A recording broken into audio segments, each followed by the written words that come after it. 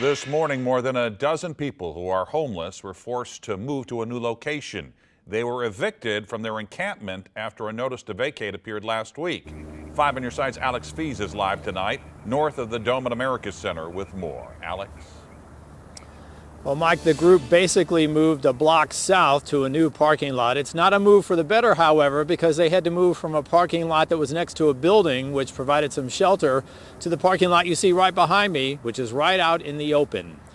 Now, the group was notified by the owners of the building that they had to leave by this morning or the belongings would be removed as garbage. The vacant McGuire Moving and Storage building along I-70 is owned by developer Paul McKee, who has planned for years to renovate and revitalize the area.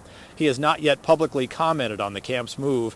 Meanwhile, a spokesperson for the group, who actually founded the group, says he fears this next parking lot where they've moved to will also only be temporary, before a new property owner comes along and says, you have to move.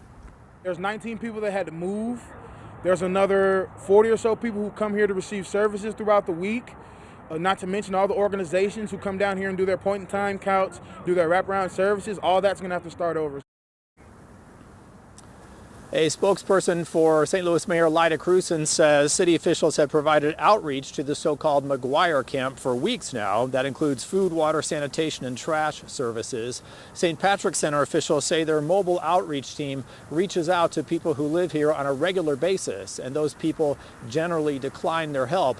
However, today, St. Patrick's Center officials say they were able to refer 3 people to city shelters. Meanwhile, city officials say room remains in those shelters. Live tonight north of downtown, Alex Fees, 5 on your side.